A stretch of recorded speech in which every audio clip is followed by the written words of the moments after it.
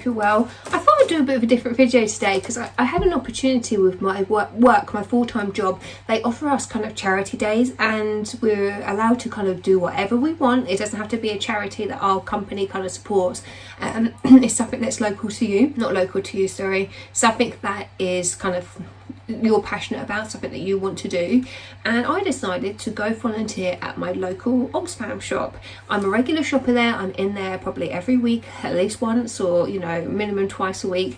And I kind of got to know the manager a little bit there. Funny enough, her name's Gemma as well, so funny. And we I kind of just asked a question. I said, I have a charity day, could I come help you guys for the day? And she said yes, and I was well chuffed. So basically, to kind of volunteer, you have to kind of go through a mini kind of, it's not really an interview at all, it's kind of like a chat. They show you around, kind of show you what it's about, what you do, and obviously if you're interested they continue on. So when you kind of do that, you get signed up, you have to give your email, and you get kind of an update email. And yeah, there wasn't really anything to do beforehand. Sorry, I'm thinking because this was a while ago because I booked it in with my work. I had to obviously schedule it ahead of time. And then the first day you get there, you do health and safety, you do a quick induction, and then you kind of crack on. The induction probably took about, including because that kind of meeting, that was about an hour max, and then probably the other half of it was 45 minutes to an hour as well, so 2 hours, and then you're kind of ready to get stuck in. So when you're out the front, you're always curious what happens through that door at the back, aren't you? Like, you're always like, what goodies are out there that you just have no idea. And trust me, it was like a TARDIS back there. It looks quite small when you kind of peek your head in. I've always had a peek. I'm always like, what have they got? Anything I can kind of have a look at. And it's so cool, honestly. The smell, I have to be honest with you, I love the smell of a charity shop now. I used to hate it, but out the back it is a lot more potent, I won't lie. But you go a bit nose blind to it really quickly. And when you're out there, you kind of obviously, first of all, you meet the staff, and there was this woman there called Sue. I love Sue. She's been a volunteer. I think she said she retired about 15 years ago. She's been volunteering there and somewhere else for quite some while. But anyway, I met Sue. Honestly, I loved her, and I got to meet someone I never would talk to. I mean, she's not in my age group. I never would have met her anywhere else, and I really hope I bump into Sue more often. Honestly, I want to go out for a coffee with Sue and just hear about her life. She is so cool. But yeah, so you meet the people, which is lovely. You'll see a lovely mix of people, really friendly, which was my experience. And what you can do is literally whatever you kind of want to a degree. So because I was only doing the day, perhaps I had a bit more flexibility than others. Probably people do get set out tasks. And before I left the house, I was like, oh, I hope they asked me to do the display window. I was like, I would love to do it. However, I thought it wouldn't be a realistic expectation. It was the first thing she asked me to do. I died. So really happy that I got the opportunity to do that. If I can, I'll attach some pictures here of the before and afters. So I just was in my element. I got to anything I wanted on the shop floor or at the back, just pick and put out in the display window.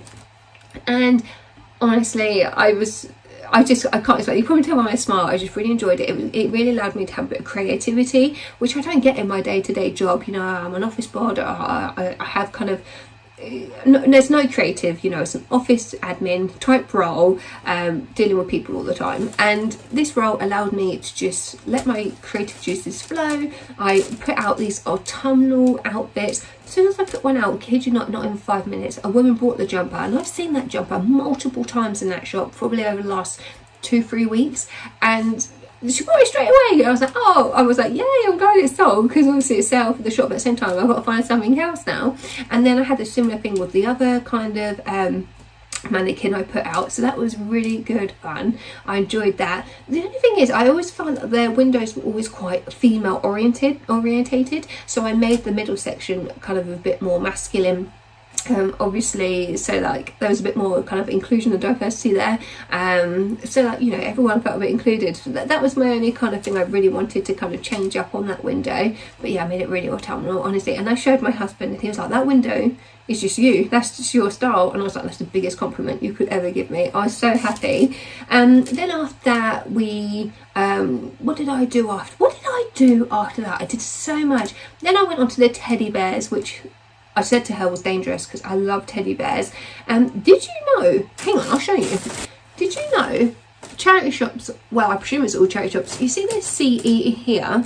They can't sell teddy bears unless it has that. It's something to do with like safety standards. So if they don't have that, they can't sell it, and they have to kind of pass them on. And I'll talk about their recycling at the moment. They have like a TerraCycle scheme, which is quite exciting.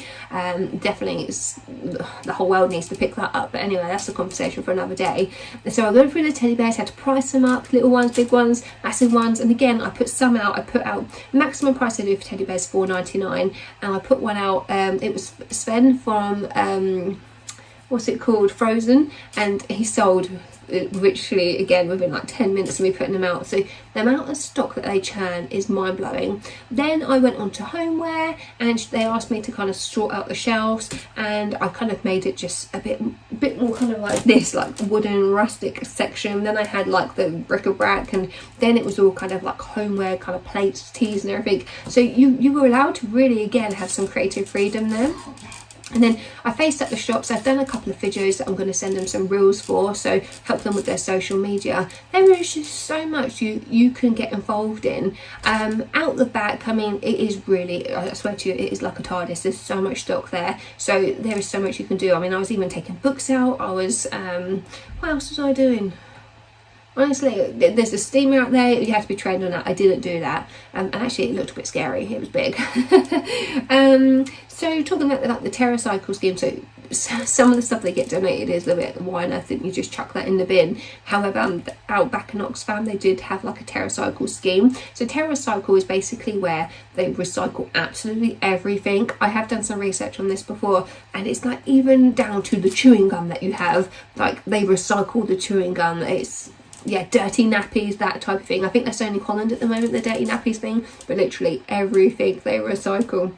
And it's really good because you do think like when I have been guilty of this in the past where I've donated things where I'm like, I just don't have the kind of guts to chuck them. It like hurts my soul.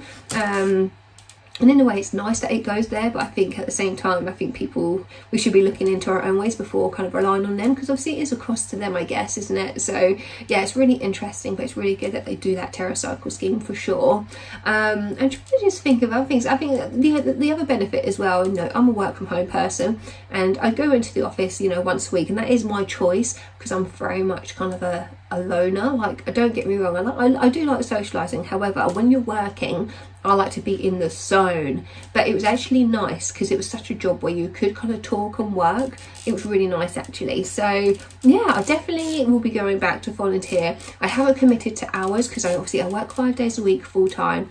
I do my second-hand selling, I do these videos. I just don't want to over commit, but it is really something that I highly recommend. So I'm an on-call girl, so if they need someone, if someone's calling sick, they'll just give me a shout. Can you work today? I'll say yes or no. There's no commitment at all. They're going to be working some Sundays coming up, so I'll happily work a Sunday because that's the day I do this kind of thing. So, you know, if I can spare 2 hours just to help out, I will do. But yeah, I just thought it was worth kind of talking about, sharing my experience, because I don't know what I expected. I thought I was going to be bored. I was actually loving every second. The last couple of hours, I have to admit, did get a little bit slow, and that's just because I think it was more of the I'm a desk person and I'm doing a physical job all day, and I was getting a bit tired, and I know I had to go off to London because I went and saw Sum 41 in the evening. I tell you what, I couldn't believe that the next morning, my legs, been working all day, standing on my feet, and then going to the concert, walking around London, I was knackered. Like literally, I was like walking like a penguin. I was like, ugh. So funny. But yeah, hats off. I tell you what, they do such a great job, and the cause, obviously Oxfam, we all know of Oxfam, what they are doing is amazing, but any charity shops I'm sure will be very similar, and I do think it helps that they just have really nice people there. And Gemma and Sue, I hope to see work with you again. Like, I'll definitely see Gemma. I see Gemma all the time, but Sue, I really want to work with Sue again. She was my fave. Really down to earth woman. Like, yeah.